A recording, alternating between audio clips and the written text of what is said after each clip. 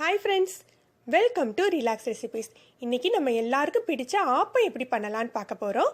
இதில் ஈஸ்டோ தயிரோ இல்லை மிஞ்சின சாதமோ எதுவுமே சேர்க்காம ஆப்பத்தை எப்படி சாஃப்டாக பண்ணலான்னு பார்க்கலாம். நம்ம சேனலில் சப்ஸ்கிரைபர்களுக்கு பரிசுகள் காத்துக்கிட்டு இருக்கு. இது சம்மந்தப்பட்ட தகவல் இந்த வீடியோ முடிவில் இருக்குது, மறக்காமல் பாருங்கள். நம்ம தேவையான பொருட்களை பார்த்துடலாம்.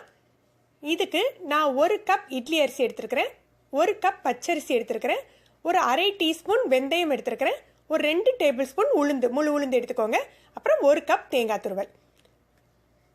இதில் முதல்ல நம்ம அரிசி பருப்பு எல்லாத்தையும் ஒன்றா ஊற வச்சிடலாம். 1 கப் புழுங்கல் அரிசி, அதாவது இட்லி அரிசியும் 1 கப் பச்சரிசியும் சேர்த்து எடுத்துக்கோங்க. அதோட உளுந்து வெந்தயம் சேர்த்து ஊற வச்சிடலாம். குறைஞ்சது 3 மணி நேரத்துலேருந்து 4 மணி நேரம் ஊற வைங்க.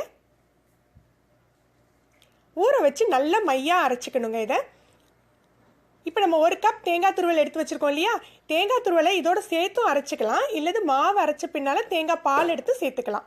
முதல்ல நம்ம இதை அரைச்சிக்கலாம். பாருங்கள், இந்த மாதிரி அரைச்சிட்டோம். நல்ல மாவாக அரைச்சிருக்க, மையாக அரைச்சிட்ருக்கு. இது அப்படியே 10லேருந்து 12 மணி நேரம் புளிக்க வைக்கணுங்க. நல்லா புளிச்சா மட்டும்தான் ஆப்பம் நல்ல ருசியாக சாஃப்டாக வரும். அதனால் நல்லா புளிக்க வச்சுடுங்க. இதில் ஈஸ்ட் எதுவுமே சேர்க்க வேண்டாம், அப்படியே மூடி ஒரு 12 மணி நேரம் வைங்க. இப்போ பாருங்கள், நல்ல மாவு புளிச்சு பொங்கிடுச்சு. உங்களுக்கு நல்லா புளிச்சிருந்ததுன்னா மாவு நல்லா நுரைச்சிக்கிட்டு இருக்கும். அந்த ஸ்டேஜில் தான் நீங்கள் யூஸ் பண்ணிக்கணும். இப்போ தேவையான அளவு உப்பு சேர்த்துக்கோங்க. இந்த ஆப்பத்துக்கு சோடா உப்பு தேவையில்லை.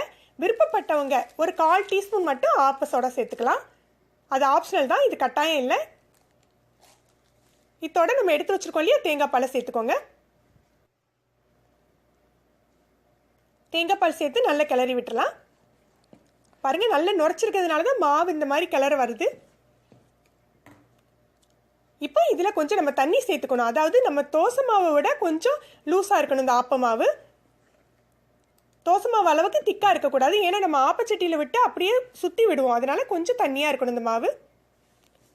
நம்ம ஆப்பச்சட்டியை சூடு பண்ணிக்கலாம். நான்ஸ்டிக்காக இருந்தால் எண்ணெய் தடவை அவசியம் இல்லை. இரும்பு சட்டியாக இருந்தால் லைட்டாக எண்ணெய் தடவிக்கோங்க. எண்ணெய் ஊற்றக்கூடாது. நீங்கள் இந்த மாதிரி 1 கரண்டியோ அல்லது 1.5 கரண்டியோ ஊற்றிக்கோங்க மாவை. இந்த மாதிரி சுற்றி விடணும். இதுக்கு முக்கியமாக நம்ம அது ஆப்ப பாத்திரம் ஆப்பச்சட்டி நல்ல சூடாக இருக்கணுங்க. அப்படின்னா தான் நீங்கள் இப்படி சுற்றியெல்லாம் நல்ல ஓரங்களில் ஒட்டி நிற்கும். அது சூடு இல்லாமல் இருந்ததுன்னா அப்படியே சுருண்டுக்கிட்டு வந்துடும். உங்களுக்கு இந்த மாதிரி ஃபார்ம் ஆகாது. விருப்பப்படுறவங்க ஒரு துளி நல்லெண்ணெய் சேர்த்துக்கலாம் ஒரு வாசத்துக்காக. இப்போ நம்ம மூடி வச்சிடலாம். ஆப்பச்சட்டி சூடாக இருக்கணும், மாவு நல்ல பதமாக இருக்கணும், ரொம்ப கட்டியாக இருக்கக்கூடாதுங்க. அதே மாதிரி நான்ஸ்டிக் பாத்திரத்தில் நீங்கள் எண்ணெய் விட்டு ஆப்பம் விட்டாலுமே அந்த மாவு சுருண்டுக்கிட்டு வந்துடும், ஓரங்களில் ஒட்டாது. அதனால் நான்ஸ்டிக் பாத்திரத்தில் எண்ணெய் விடாமல் சுடுங்க. பாருங்கள், நல்ல ஓரங்களில் பொன் முருவலாக ஆயிடுச்சு. ஆப்பம் நல்லா வெந்துட்டு 1 நிமிடத்துலேருந்து 2 நிமிஷத்துக்குள்ளே நல்லா வெந்துடும். ஆப்பத்தை எக்காரணம் கொண்டு திருப்பி போட்டு வேக வைக்காதீங்க. பாருங்கள், நல்ல வெந்து எப்படி இருக்குது. இது நல்ல சாஃப்டாகவும் இருக்கும். இதுக்கு நீங்கள் ஈஸ்டெல்லாம் சேர்த்து புளிக்க வைக்க வேண்டியதே இல்லைங்க. இந்த மாதிரி 1 கரண்டி அல்லது 1.5 கரண்டி மாவு விட்டுக்கோங்க. பாத்திரம் நல்லா சூடாக இருக்கணும், மாவு கொஞ்சம் தின்னாக இருக்கணும். அதாவது தோசை மாவோட லூஸாக இருக்கணும் மாவு.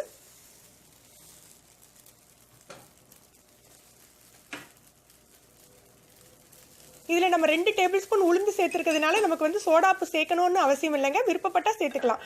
இப்போ நம்ம ஹெல்த் கான்சியஸ்க்காக யாருமே ஆப்ப சோடா அந்தளவு சேர்க்கறதில்ல. அதனால் நீங்கள் சேர்க்காமே சுட்டு பார்க்கலாம்.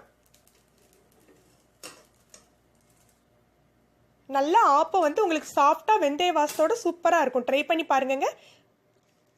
இந்த ரெசிபி ட்ரை பண்ணி பார்த்துட்டு எப்படி இருந்ததுன்னு உங்களுக்கு கருத்துக்களை கமெண்ட்ஸில் சொல்லுங்கள். உங்களுக்கு இந்த வீடியோ பிடிச்சிருந்தா லைக் பண்ணுங்கள், ஷேர் பண்ணுங்கள். நம்மளுடைய சேனலை சப்ஸ்கிரைப் பண்ணிக்கோங்க. சேனலில் ஒரு கிவ்அவே காத்துக்கிட்டு இருக்கு. இதில் கலந்துக்கிறதுக்கு நம்ம சேனல் ரிலாக்ஸ் ரெசிபீஸை சப்ஸ்கிரைப் பண்ணிக்கோங்க. அப்புறம் ஏப்ரல் 14th வர வரைக்கும் உள்ள எல்லா வீடியோக்கும் லைக் அண்ட் கமெண்ட்ஸ் கொடுங்க. ஏப்ரல் 14th அப்புறம் 3 சப்ஸ்கிரைபருக்கு சர்ப்ரைஸ் கிஃப்ட் இருக்குது.